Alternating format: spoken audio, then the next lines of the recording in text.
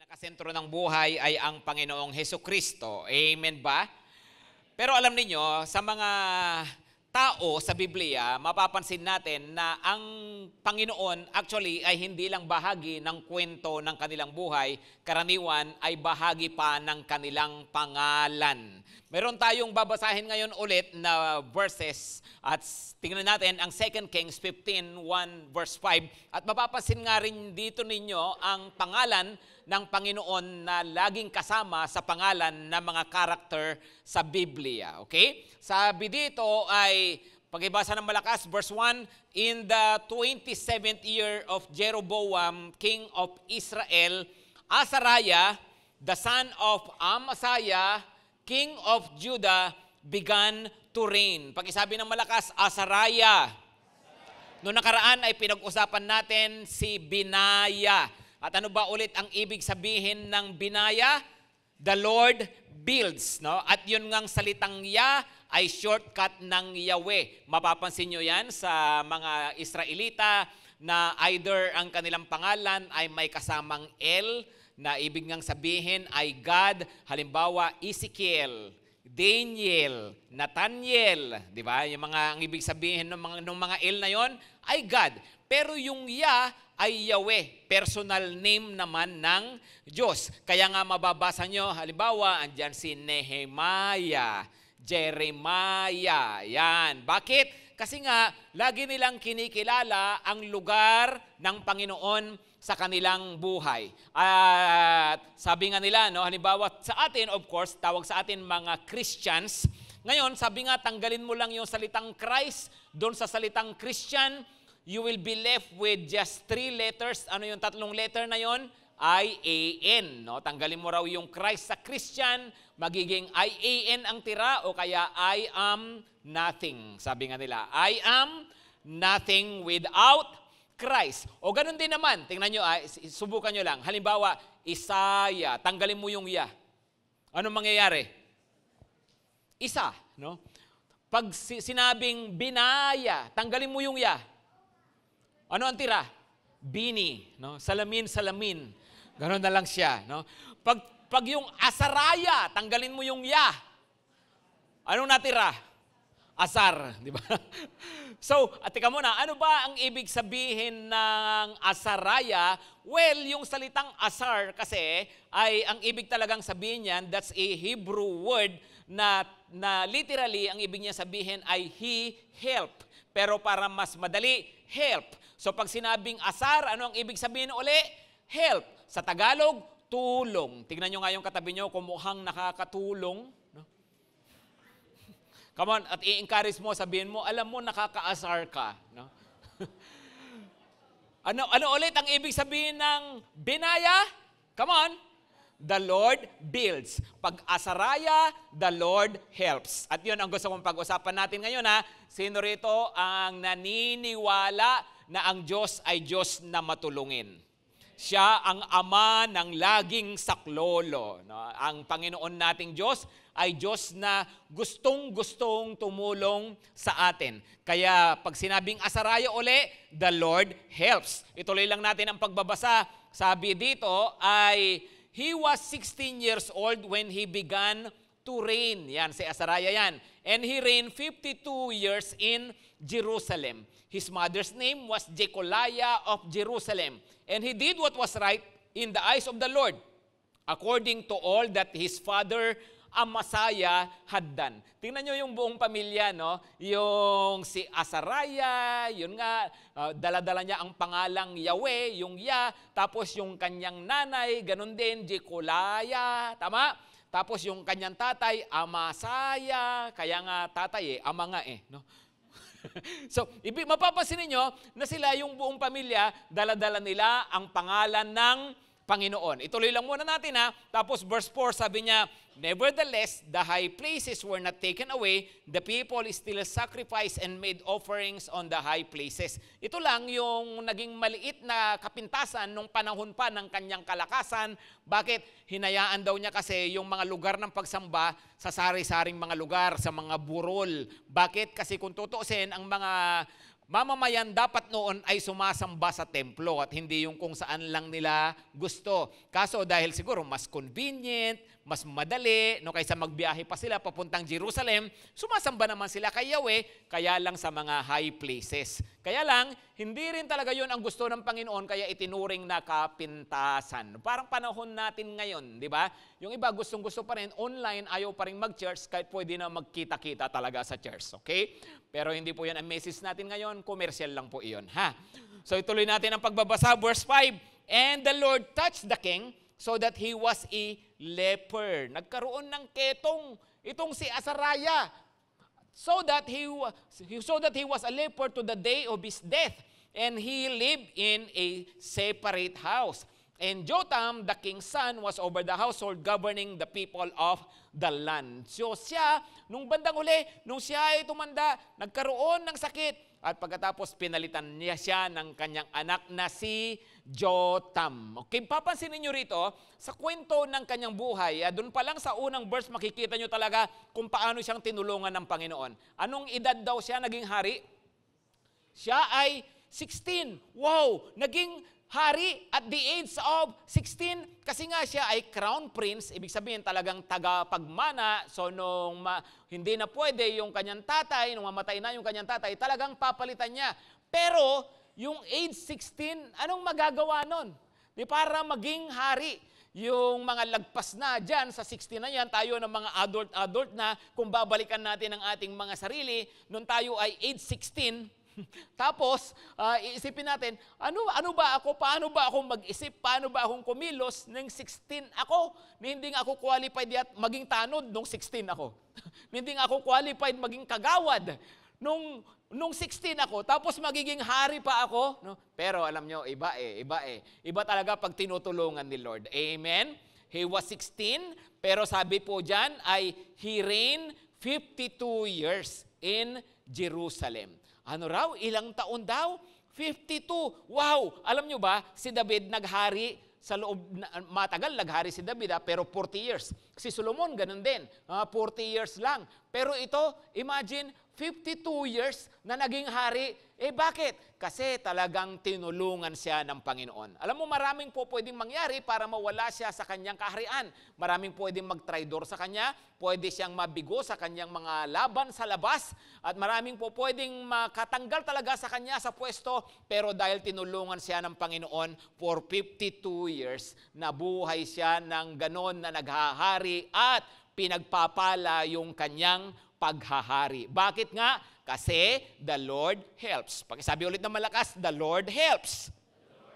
Babasahin natin ngayon, ito, gusto kong tingnan ninyo, kasi itong binasa natin na to, ay maliit lang na summary ng kanyang buhay, yung nakasulat dyan sa 2 Kings. Babasahin natin ngayon yung 2 Chronicles, kung saan mas mahaba yung detalye, at makikita natin yung talagang mga pamamaraan at mga pagkakataon na mga tinulungan siya ng Panginoon sa kanyang paghahari. Okay, ganito muna mga kapatid, para hindi tayo nako-confuse. Yung Kings sa Chronicles, kung binabasa nyo yung dalawang yan, mapapansin nyo maraming pagkakapareho yung laman. Diba, yung binanggit dito sa Kings, babanggitin pa ulit dito sa Chronicles. Pag sinabing Chronicle, diba, history, parang gano'n, no? Tapos ito, sa mga Kings naman, ay tungkol din siyempre sa mga hari. Ito naman Chronicles, tungkol din sa mga hari. Pero anong pagkakaiba? Yung kasing Kings, 1 Kings and 2 Kings, sinulat yan na ang focus ay mga hari ng Israel. Tapos yun namang 1 and 2 Chronicles, sinulat niyan na ang focus ay yung mga hari ng Juda. Bakit nga? Kasi nga, if you remember, sinabi ko dati na ang kaharian ng Israel noon ay nahati sa dalawa. Yung ibang tribo nagsama-sama, yung mas maraming tribo, sila yung naging Kingdom of Israel. Tapos yung Kingdom of Judah, yung tribo ng Judah, ay sila nagsarili ng kaharian. At lahat ng naging hari dito, puro lahi ni David. Dito naman sa kabila, sa Israel, ay sari-saring lahi, kung saan galing tribo, nagpapalitan sila sa paghahari. So iba yung kaharian ng Israel, iba ang kaharian ng Judah. Okay? So tingnan natin ngayon ang Chronicles kung saan nakapokus sa kaharian ng Judah. Basahin natin ang chapter 26. starting with verse 5, sabayan niyo ako. And all the people of Judah took Uzziah. Teka mga pastor, akala ko ba si Azariah ang pinag-uusapan? Bakit Uzziah? Ganito yan mga kapatid ha. Actually, same person ang tinutukoy dito. Si Azariah, yun yung talagang pangalan niya, pero yung Uzziah, yun yung kanyang ginawang pangalan bilang hari. Kingly name niya. Yun yung kanyang pangalan nung siya ay naupo na at namamahala. Kumbaga, yung Azariah, yun yung kanyang personal name, yun yung talagang pangalan niya, yung Uzziah, yun yung kanyang FB name. No? Yun yung, lalo na sa kanyang page, yan. No? Yun yung nilalabas niya sa social media. Okay, so Uzziah, okay, tingnan nyo, tuloy natin pagbabasa. Who was 16 years old, and made him king instead of his father, Amaziah. Okay? Tuloy natin. He built Elot and restored it to Judah after the king slept with his fathers. Mamatay na yung kanyang tatay. Tapos, Uzziah was 16 years old when he began to reign. And he reigned 52 years in Jerusalem. His mother's name was Jecoliah of Jerusalem. Same person? Same person? No? Iniisip nyo, same person naman pala, pastor. Bakit di na lang yan ang binasa natin agad kanina? Kasi nga po, dito, yung sa kabila kasi, nakasulat yung pangalang Azariah. No? Yung gusto kong makita natin yon. Ito nga, si Uzziah na nga ngayon, ang kanyang pangalan dito. Tapos, ituloy natin ang pagbabasa. And he did what was right in the eyes of the Lord, according to all his father Amaziah had done. Verse 5, he set himself to seek God in the days of Zechariah, who instructed him in the fear of God. And as long as he sought the Lord, God made him prosper. God made him prosper. Kasi nga, yun nga, ano uli? Ang pangalang Azariah, the Lord helps. Tapos naman yung Uzziah, by the way, ang ibig naman sabihin nun ay the Lord is strong. Okay, so Uzziah, the Lord is strong. At ang malakas na Diyos na to ay tumutulong sa kanyang buhay. Ngayon, ituloy natin ang pagbabasa para makita natin saan-saan siya tinulungan ng Panginoon at makita rin natin na kung ito ginagawa ng Panginoon na babasa natin sa Biblia. Alam nyo kaya isinulat ang Biblia hindi lang para matutunan natin kundi makita natin na kung ginagawa ng Panginoon noon, gagawin pa rin niya ngayon at gagawin niya sa buhay mo. Amen ba, mga kapatid? Okay, ituloy natin ang pagbabasa sa verse 6. Basahin na lang natin to sa Tagalog. Verse 6, sinalakay ni Uzias ang Pilisteo at winasak ang mga kuta sa Gat, Jabne at Asdod. Nagtayo siya ng mga lunsod sa nasasakupan ng Asdod at ng mga Pilisteo. Tinulungan siya ng Diyos laban sa mga Pilisteo at mga Arabo na naninirahan sa Gurbaal at laban sa mga Meunita. Nagbabayad sa kanya ng buwis ang mga Amonita at nakilala siya hanggang sa Ehipto dahil sa kanyang kapangyarihan. Number 1, the Lord helps in problems.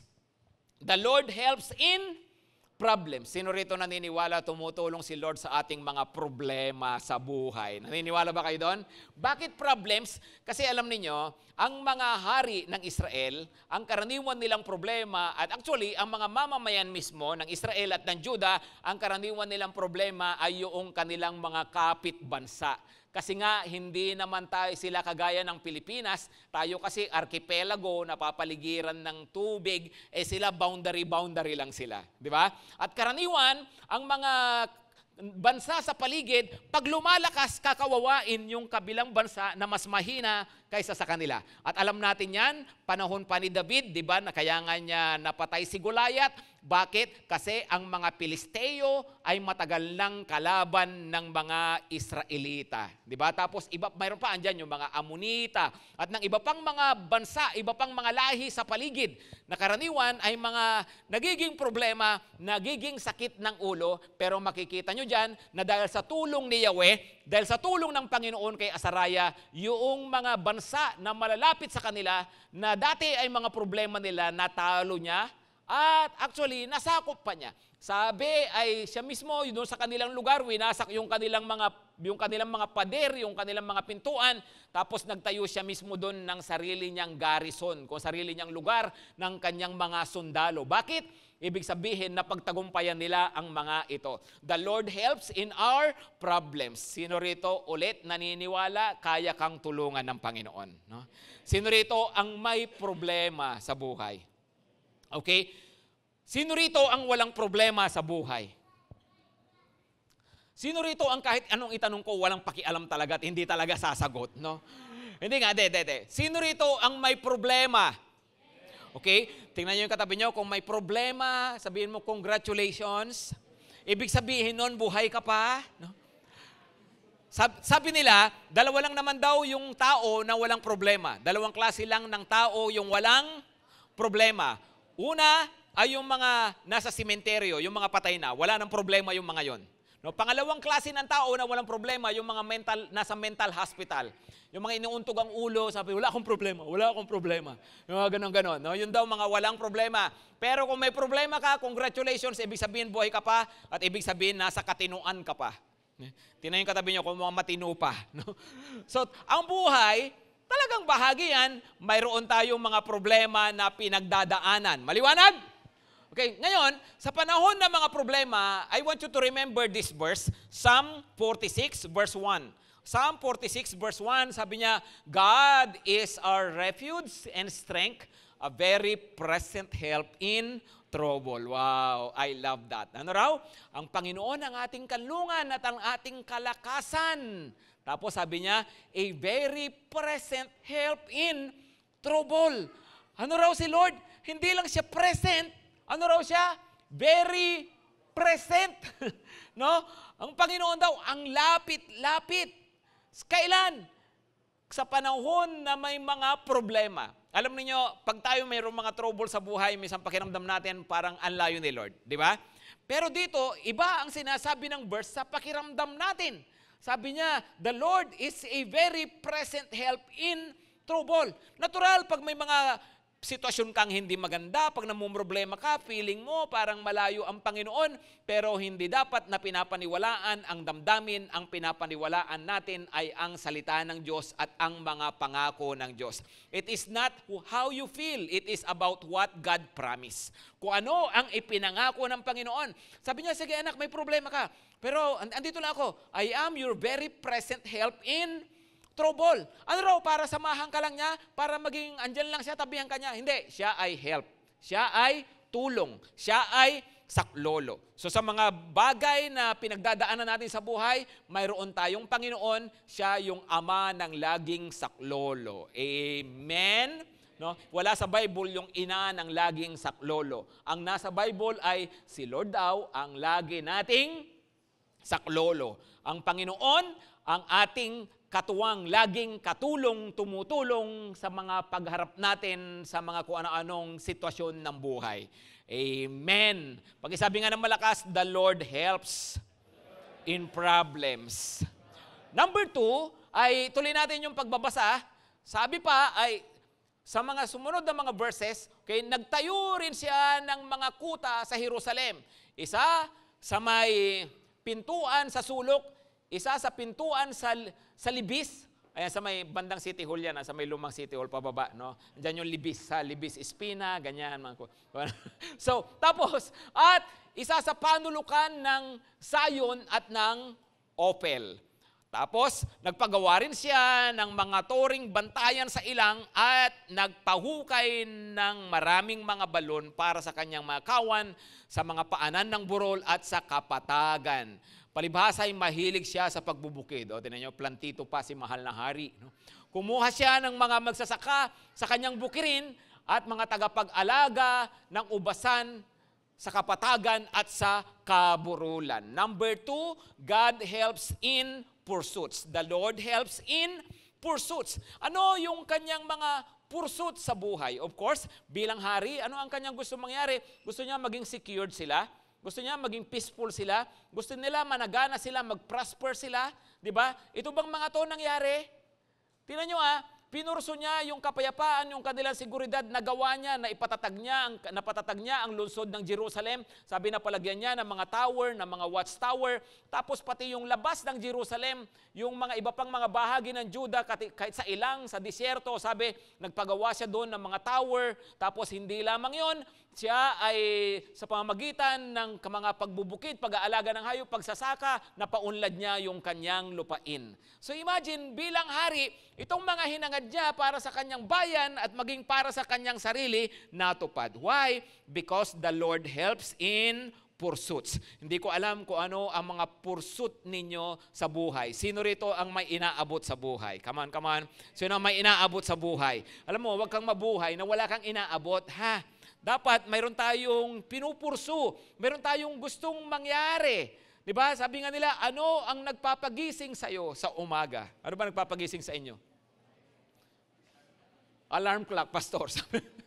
Ano ang purpose mo? Bakit ka ginaganahan? Bakit ka kumikilos? Dapat mayroon kang pinupursu sa buhay. Hindi po pwedeng gano'n na lang. Di ba yung iba kasi, kung mabuhay, anything goes. No? Bahala na. Bahala na kung anong mangyari. No? Kung ano man yung ibigay ng destiny sa akin, ng kapalaran, gaganyan-ganyan ka. Hindi pwedeng gano'n. Dapat mayroon tayong pinupursu. Meron tayong inaabot sa buhay. Meron nga nagsabi, yung ipinanganak kang pangit, di mo kasalanan yon. Pero mamatay kang pangit, kasalanan mo na yon. No? Bakit? Kasi sa totoo lang, meron kang pwedeng gawin sa buhay mo. Amen? Naiintindihan ko na meron tayong mga kinagisnang buhay, meron tayong mga limitations, meron tayong mga sitwasyon na talagang kinasanayan na, pero, hindi ibig sabihin na dahil sa yun yung sitwasyon mo, hindi ibig sabihin na dahil sa yan yung iyong kinasanayan, mananatili ka dyan. Kasi you can always pursue something greater than what you are today. Something greater than where you are right now. Ito, pwede nating abutin. Maganda, meron tayong pinupursu sa buhay. Sinong may pangarap sa buhay dito? Come on, sinong may pangarap sa buhay? Huwag mo lang pangarapin, trabahuhin mo, kapatid, ha? Abutin mo, ha? Yung iba sa inyo, siyempre nagpupursu makatapos ang pag-aaral. Yung mga magulang, pinupursu nila mapatapos yung kanilang mga anak. Di ba? Mga magagandang mga bagay. Iba sa inyo, nagpupursu ng business, nagpupursu ng magandang trabaho. Iba sa inyo ay nagpupursu ng ganitong ari-arian. Gusto kong makabili ng ganito. Walang masama sa mga ganon, basta mabubuting mga bagay yung hinahangad natin, tama lang nagpupursu tayo. Di ba? Kahit sa ministry, meron tayong gustong ipursu. Lord, gusto kong magamit mo pa ako. Gusto kong makapaglingkuran pa kita, magbunga pa ako, makapagdala ako ng mga kaluluwa sa'yo. These are pursuits, worthy pursuits. Magagandang mga pursuit sa buhay. Pero tandaan ninyo, kahit anong kapupurso natin, kung walang tulong ang Panginoon, ay mabibigulan tayo. Di ba? Yung iba, nagpurso, pastor. Ang dami kong pangarap dati, ang dami kong inaabot, wala namang nangyari. Well, kapatid, no? Baka kasi iba na ang kwento ngayon. Subukan mong magpurso ngayon, may kasamang panalangin, may kasamang pagsunod sa Panginoon kasi kasama mo si Lord. Iba, pag mayroon kang inaabot, nakasama mo ang Diyos. Amen? So, pursuit. Pag isabi ng malakas, pursuit. The Lord helps in problems. The Lord helps in pursuits. Sabi nga ng salita ng Panginoon, no, Proverbs 3:5-6, trust in the Lord with all your heart and lean not on your own understanding. In all your ways, acknowledge Him, and He will make straight your paths. Magtiwala ka sa Panginoon ng buong puso mo. Huwag kang manangan, huwag kang umasa sa sarili mong karunungan. Lahat ng gagawin mo, ipagkatiwala mo sa Kanya at aayusin niya ang iyong landas. Ibig sabihin nun, pagtatagumpayin Kanya. No? So, mahalaga, nagpupurso ka, kasama mo ang Panginoon. And the Lord helps. He is able and He is willing to help. Number 3, the Lord helps in people. Pag isabi ng malakas, people. Bakit people? Kasi po, alam niyo mga kapatid, ang mga bansa, sa totoo lang, isa sa mga pangunahing asset nila ay mga tao. Yung dami ng kanilang tao. Lalo na nung unang panahon, na kapag sila ay nagka-problema sa isa't isa, naggigera sila, ay wala pa naman technology, wala pang bomba, so paramihan ng tao yung labanan. Actually, kahit nga ngayon na may technology na, pinakamalakas na bansa, isa pa rin talaga sa pinakamalakas na bansa ay ang China. Bakit? Dahil sa dami ng kanilang tao. Asset ang tao. Tingnan nyo kung paanong tinulungan ng Panginoon sa mga tao itong si Azariah. Ituloy natin ang pagbabasa ha. Sabi niya ay si Uzias ay mayroon ding hukbo ng mga kawal na handa sa labanan. Nasa ilalim ito ng pamamahala ni Hananiah. Again, yung pangalang Yahweh. No, tapos, nahahati ito sa maraming pangkat ayon sa listahang ginawa ni Giel na kalihim at ng tagapagtalang si Maasayah. No, Maasias. May 2,600 pinuno ng sambahayan ang namamahala sa kanyang hukbo. Ang dami niyang chief of the army, di ba? Ang dami niyang mga commanders. Binubuo ito ng may 300,750 magigiting na mandirigma na laging handang lumaban at magtanggol sa hari. Ang dami niyan ha. Tapos, silang lahat ay binigyan ni Uzias ng iba't ibang sandata tulad ng panangga, sibat, helmet, pana at tirador. Maliban sa marami siyang tao, mayroon pa siyang gifted people, mga matatalinong tao, magagaling. Bakit? Sabi dito, sa mga tori at mga panulukan ng Jerusalem, naglagay siya ng mga kasangkapang ginawa ng mahuhusay na panday. Sa English, ginamit na salita dyan, mga inventors, upang ipanghagis ng sibat at ng malalaking bato, mga catapult. Tapos, naging tanyag si Uzias at naging makapangyarihan dahil sa tulong na nagmumula sa Diyos. Tingnan niyong mabuti yon. Yung blessing ng Panginoon sa kanya. Of course, ang kwento ng Israel at ng Judah, may mga time na kunting-kunti na lang yung kanilang mga tao. Bakit? Dahil nga dahil sa kanilang katigasan ng ulo, hindi sila pinagpapala ng Panginoon, hindi sila tinutulungan. Pero iba itong panahon nitong si Uzziah o ni Azariah. Talagang binilesya ng Panginoon ng maraming mga tao, mga maaasahang mga tao. Naniniwala ba kayo? Isa sa mga blessing ni Lord ay mga tao sa buhay natin. At naniniwala ka ba? Kaya kang tulungan ng Panginoon para ka mapunta sa tamang tao. Love life na naman ang iniisip ng iba, no? Pero pwede rin naman talaga 'yon, pwede, no? Naniniwala ka ba bibigyan ka ng Panginoon ng tamang tao? Hello? Hello, sa tamang panahon. Amen? So tamang tao sa tamang panahon. Kasi kaya ka naman talagang tulungan ng Panginoon eh. Pero alam niyo, maliban diyan, mahalagang maintindihan natin na sa buhay talaga kasi, yung mga blessings natin sa buhay, connected yan sa iba-ibang mga tao sa buhay natin. Di ba? Naniniwala ka ba na kaya kang bigyan ng maayos na boss o employer pag ikaw nagtatrabaho ka na? Kaya sino naniniwala doon? Naniniwala ka ba kaya mong palitan yung boss mo? No? Parang ibang usapan yata yun no? Depende. Naniniwala ba kayo, halimbawa, nagnenegosyo ka, bibigyan ka ng mga tamang kliyente ng Panginoon? Di ba? Bibigyan ka ng mga tamang koneksyon. Bibigyan ka ng mga tamang tao sa paligid na magiging dahilan ng ikaaangat mo, ikaka-bless ng buhay mo. Why? Kasi nga si Lord naman ang may hawak ng mga tao. Diba? At pati puso ng mga tao. Kaya nga sabi nga rin sa salita ng Panginoon ay ang puso ng hari ay nasa kamay ng Diyos, kaya niya itong ibaling kung saan man niya ibig. Imagine yung hari na makapangyarihan, pati puso daw niyan, hawak ng Diyos. So kahit sino pa yan, puso niyan, hawak ng Diyos. So kung ang pusong ito, ibabaling niya sa'yo, yung pusong ito, gagawin ng Panginoon na magmamahal sa'yo, magpapahalaga sa'yo, kayang gawin yon ng Panginoon. Bakit? Kasi nga siya ang may hawak. Kaya nga alam niyo, pag ikaw, halimbawa mag-a-apply, may mga gusto kong gawin, pwede mong ihingin yan, may sales ka, Lord, give me favor in the sight of this person. No? Lord, i-bless mo naman, tulungan mo naman ako rito. Bakit? Kasi nga kayang gawin ng Panginoon. The Lord helps in people. Sa mga tao, sa buhay natin, nakakailanganin natin, well, andyan lang yung mga yan at kayang ibigay ng Panginoon. Amen? Actually, kahit sa church natin, sa totoo lang, tayo pinalago ng Panginoon, patuloy na pinapalago ng Panginoon, pero lahat niyang gawa ni Lord. Di ba? Yung cell group mo, kaya ka bang bigyan ng Panginoon ng marami pang mga disciples? Come on, no?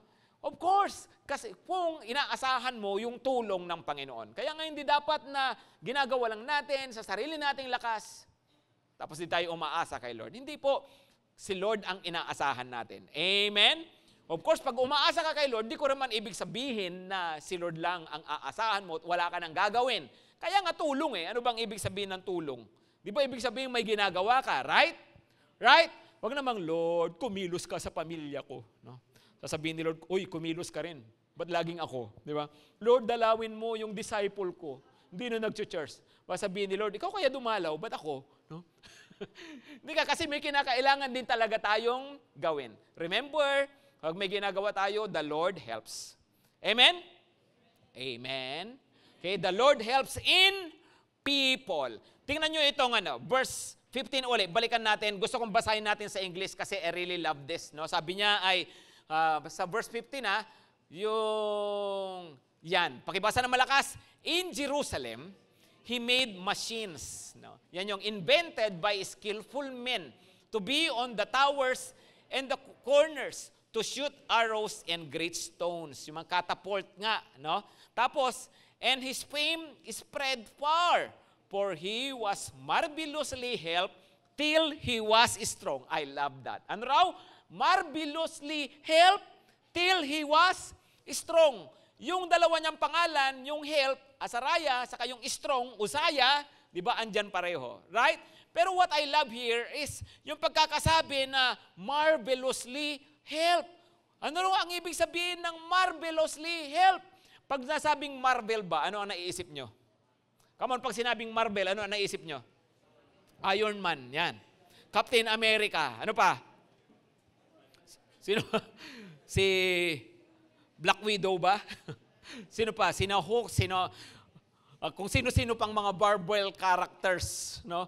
Well, kapag sinabing Marvel, pero sige, patulan natin yung idea na yan, ha? No? Pag sinabing marvelously help, halimbawa mayroong kang pangangailangan, tapos dumating si Captain America, binigyan ka ng $20,000, no? Wow, no? Siyempre, taga-America yun eh, no? O di you are marvelously helped.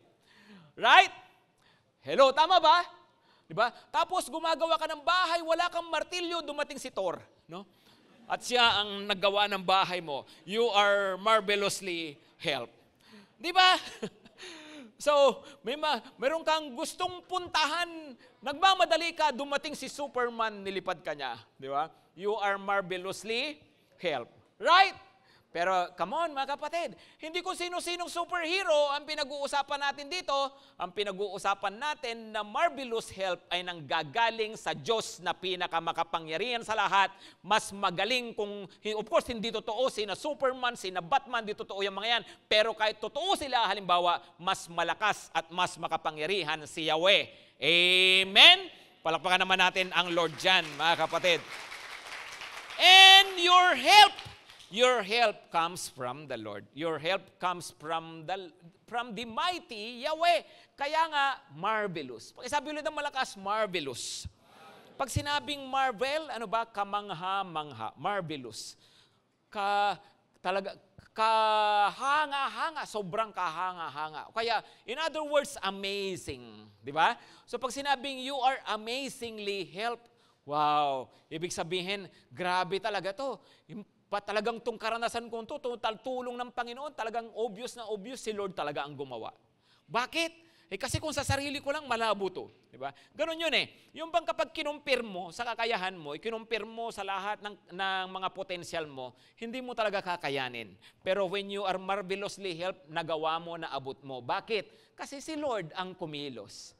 Amen? Kaya nga hindi masamang mangarap at walang mali na mag-abot ka ng malalaking mga bagay, lalo na siyempre para sa Panginoon, pwede rin para sa iyong sarili, para sa iyong pamilya, pero ang pinagtitiwalaan mo ay ang Panginoon. Kasi nga you can be marvelously helped. I hope mga kapatid, i-desire natin yan sa buhay natin. Ha? I-desire mo yan, Lord, I need that marvelous help. I need that marvelous help sa family ko, sa finances namin, sa cell group ko. I need that marvelous help dito sa negosyo ko, dito sa mga anak ko. I need marvelous help. Sa mga sitwasyon namin sa buhay, I need marvelous help. Humingi ka sa Panginoon ng kahanga-hangang tulong.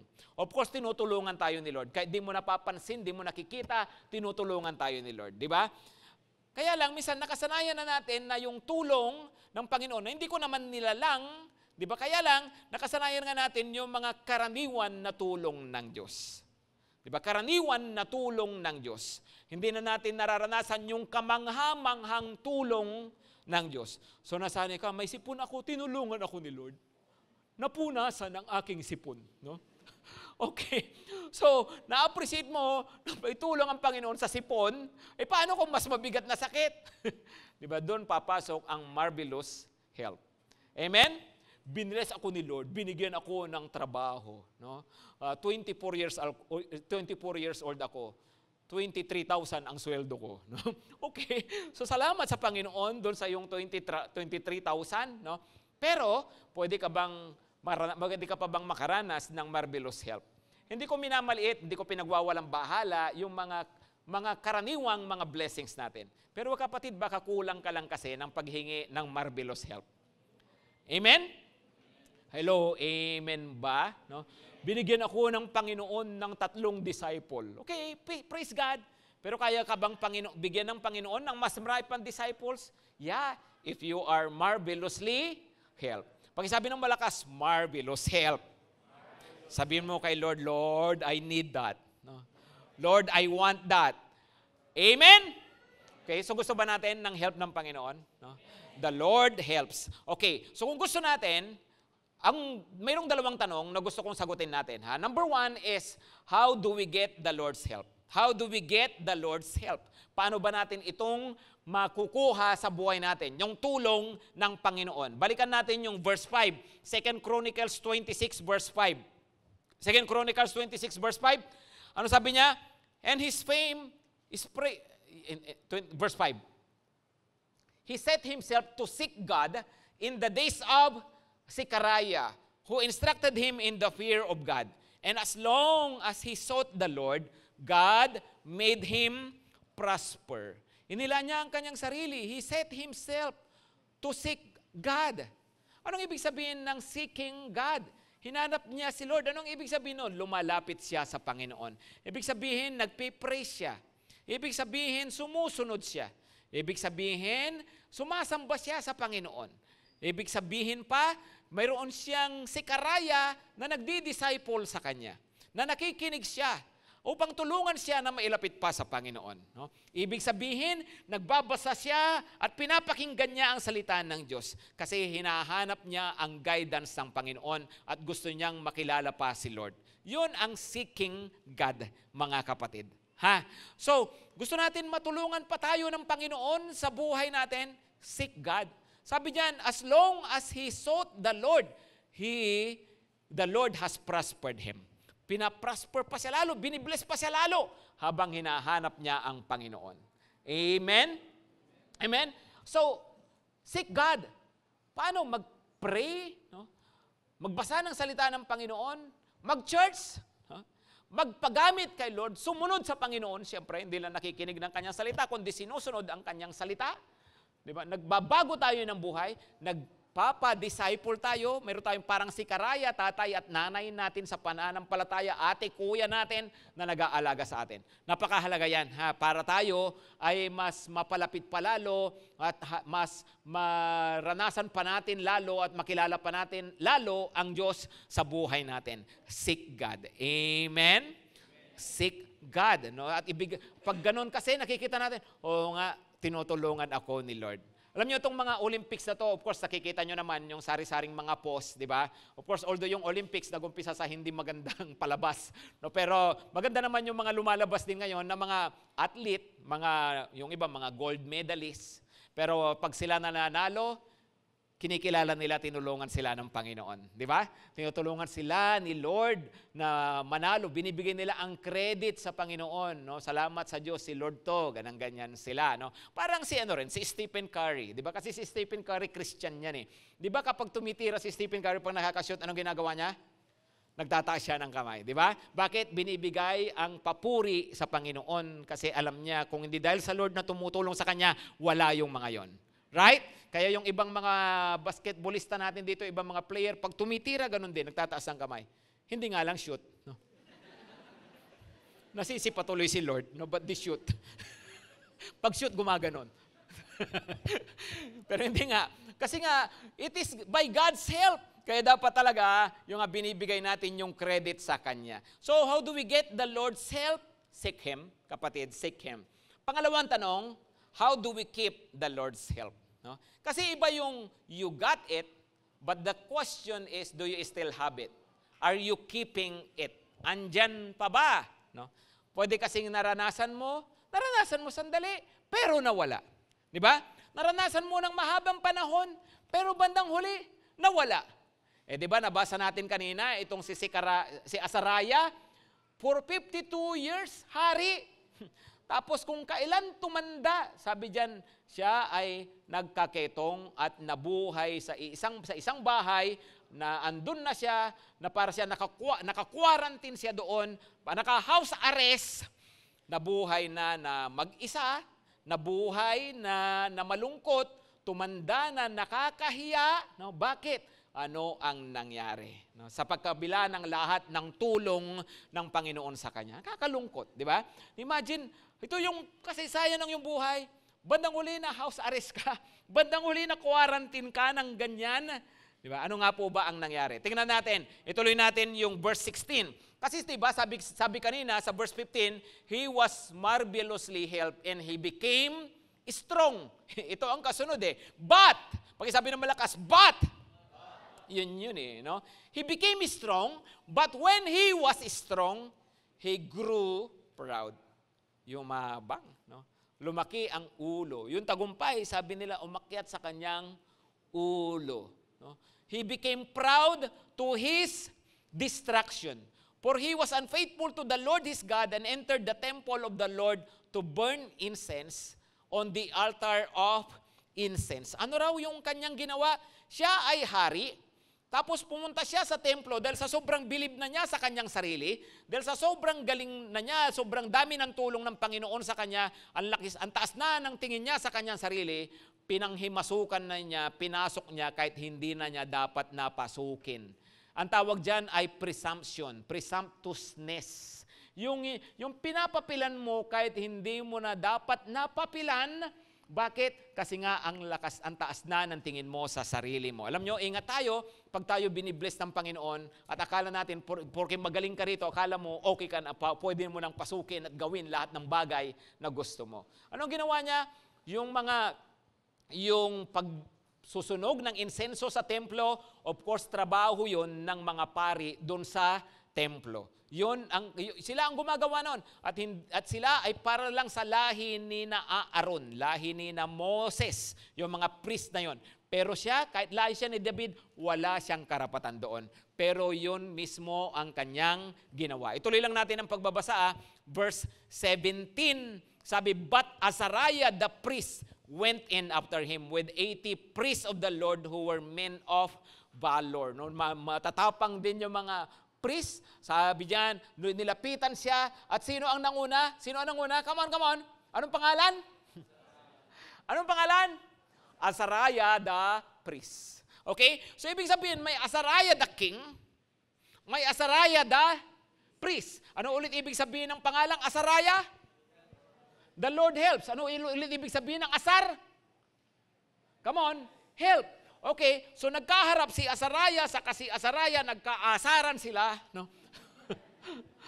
So yun ang nangyari, di ba? Itong si Azariah the priest, the king, kinumpronta ni Azariah the priest. O ngayon, nung nagkumprontahan sila, actually kung itutuloy nyo ang pagbabasa dyan, nagalit si Azariah the king, bakit siya pinakikialaman, bakit siya sinasaway, samantalang pinagsasabihan siya na hindi tama yung kanyang ginagawa. O ngayon, tingnan nyo, Pansinin niyo mabuti, mga kapatid ha, no? Dito mayroong dalawang asaraya, no? At gusto kong sabihin sa inyo, hindi lang ikaw ang nakakaranas ng tulong ng Diyos. Hindi lang ikaw ang anak ng Diyos. Hindi lang ikaw ang pinagpapala ng Panginoon. Amen? Minsan, kapag binibless tayo, minsan kala natin angat na tayo sa iba. Hey, no? Kung tingin mo, tinutulungan ka at binibless ka ng Panginoon, ganun din kaya yung katabi mo. No? Hindi lang naman ikaw. No? Lahat naman tayo may kanya-kanyang grasya ng Diyos na nararanasan sa Kanya habang tayo lumalapit sa Kanya. Amen? Kaya wag tayo mapagmataas na parang, ikaw lang, ikaw na, sige, ikaw na. Ikaw na ang magaling. You na. Diba? Hindi lang ikaw. Lahat tayo ay habang sumusunod tayo, lumalapit tayo sa Panginoon, may kanya-kanyang tulong ang Diyos sa buhay natin. Hindi tayo dapat nagpapataasan, hindi tayo dapat na nagyayabangan, hindi mo dapat tinitingnan ang sarili mo na mas magaling kaysa sa iba, kasi hindi lang ikaw ang asaraya, may iba pang asaraya, may iba pang tinutulungan si Lord. Amen? Kahit pa sabihin mong, dito, ako ang pinakamayaman. Pwedeng tinutulungan ka ng Panginoon, iba ang tulong sa iyo ng Lord pagdating sa finances, pero maari yung isa, matindi, mas masaya ang kanyang pamilya. Kasi iba naman din ang tulong ng Panginoon sa kanya. Okay, so yayabangan mo siya sa pera, yayabangan kanya sa pamilya, nagyabangan kayo, pero pareho lang naman kayong tinutulungan ng Panginoon. Amen? Kaya dapat pala, nire-recognize natin, kaysa nagmamataas tayo, nire-recognize natin, o nga, salamat Lord, pagpasalamat mo na lang yung tulong mo, pagpasalamat mo na lang yung ginagawa ng Diyos sa buhay mo.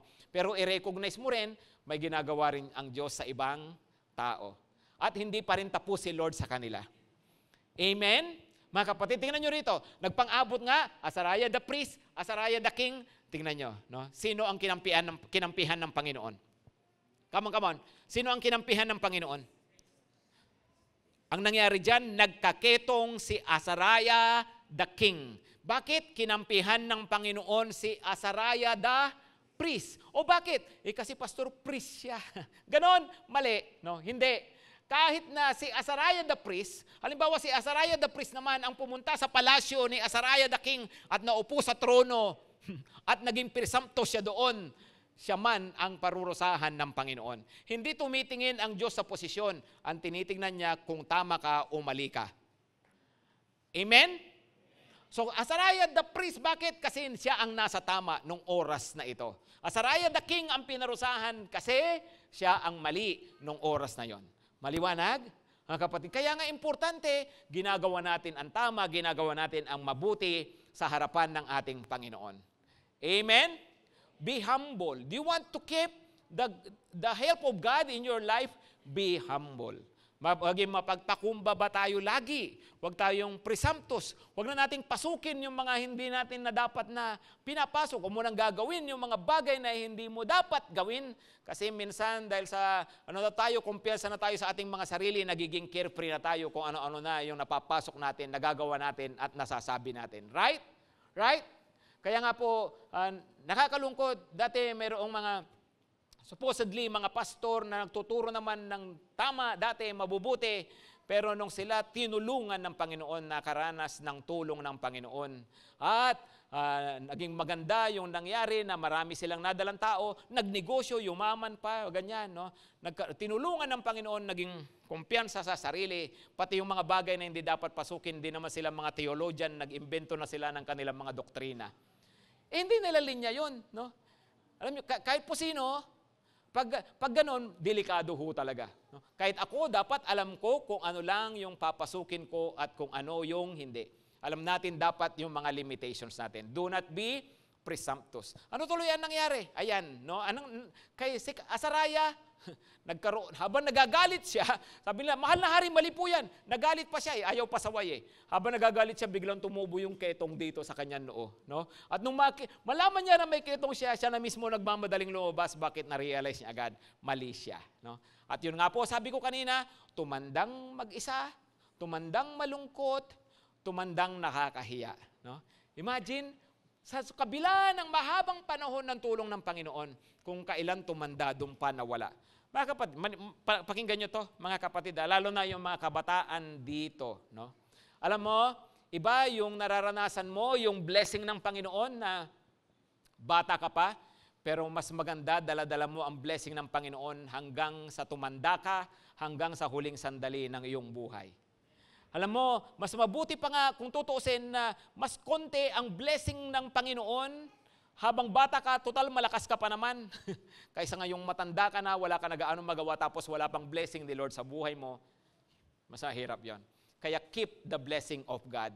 Keep God's help. Seek God's help and keep God's help in your life. Lagi. Amen? Tumayo na tayong lahat. Kapatid, sige. Listen carefully. I want you to listen carefully. Alam niyo ang problema ni Azariah? Tinulungan siya ng Panginoon. Siguro dahil yun ang hiningi niya, yun ang pinag-pray niya, di ba? Lord, tulungan niyo ako sa paghahari ko, tulungan niyo ako sa mga project ko, tulungan niyo ako dito sa mga kalaban ko.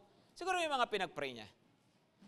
Kaya lang, mukhang nakalimutan ni Azariah na ipag-pray na tulungan siya ng Diyos laban sa sarili niya. Minsan yun ang mahirap. The Lord helps you in so many areas, but the question is, who will help you against yourself? With yourself. Alam nyo, isa sa pinakamahirap pala is when the Lord leaves us to ourselves. Anong ibig sabihin nun? Mahirap kapag pinabayaan ka na ng Panginoon sa sarili mo. Hinayaan ka na gawin yung gusto mo, pasukin yung gusto mo, sabihin yung gusto mo. Lahat ng maramdaman mo, lahat na nasa isip mo, lahat ng magustuhan mo, yun ang gagawin mo. Yun ang isa sa pinakadelikado na pwedeng mangyari sa buhay ng isang tao. Alam mo kapatid, magpasalamat ka sa Panginoon kapag may mga gusto ka, hindi pinapahintulutan ng Diyos. Magpasalamat ka kapag may mga talagang ipinapanalangin mo pero hindi ibinigay ng Panginoon. Magpasalamat ka rin kapag wala kang kakayahan na gawin ito o gawin yan. No? Kasi alam nyo, pag kaya mo lahat, pag binigyan ka na ng kakayahan at hinayaan ka na ng Panginoon sa iyong sarili, no, mapapahamak ka. No? So, isa sa mahalagang bagay na ipanalangin natin sa Panginoon, Lord, please save me from myself. Help me with myself. Tulungan niyo ako, Lord, sa sarili ko. No? Kasi alam niyo yung kahinaan ko. Alam niyo yung tendency ko. Of course, alam ng Lord yung potential mo, yung mga kaya mo pang abutin. Alam din ng Panginoon yung kakayanin mo ring gawin, no, na pwedeng ikasama mo.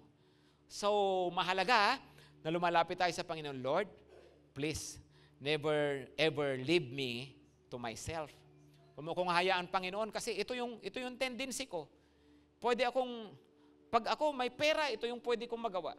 Pag ako sumikat, ito yung tendency ko.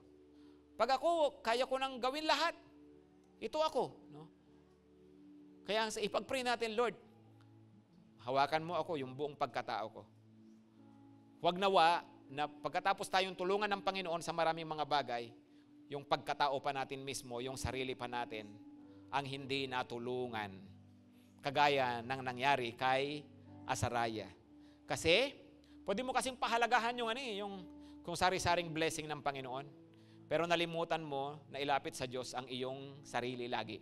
Alam nyo, advice ko sa inyo, pag-pray nyo lagi sarili nyo. Lord, tulungan mo ako na buong buhay na talaga nasusunod sa iyo. Na talagang maglilingkod sa iyo. Panginoon, ilayo mo ako sa kasalanan, ilayo nyo ako sa masasamang bagay, masasamang gawa. No? Panginoon, hawakan mo ako. Do not leave me, Lord, to myself.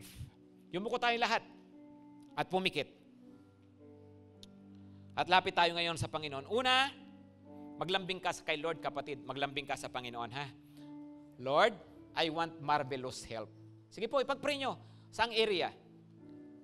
Saang area? Maglambing ka sa Panginoon. Lord, I need marvelous help para sa sa health namin sa pamilya, ng mga mahal ko sa buhay.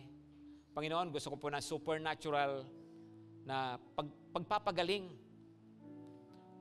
Lord, I need marvelous help sa finances namin. Iangat mo kami, Panginoon, mula sa kahirapan. Sige po, pag-pray nyo, pwede maglambing kay Lord. Lord, I need your marvelous help pagdating sa relationship namin, sa family. Lord, sa business. Lord, sa trabaho ko. Lord, sa cell group ko. Lord, sa church. I need marvelous help. Sige po, maglambing lang tayo sa Panginoon.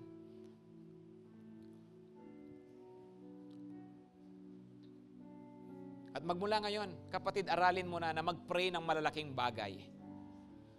Of course, hindi lang para sa sarili, kundi para sa spiritual life mo, para sa kaharian ng Diyos, na mas magamit ka pa niya. Pag-pray natin, malalaking mga bagay.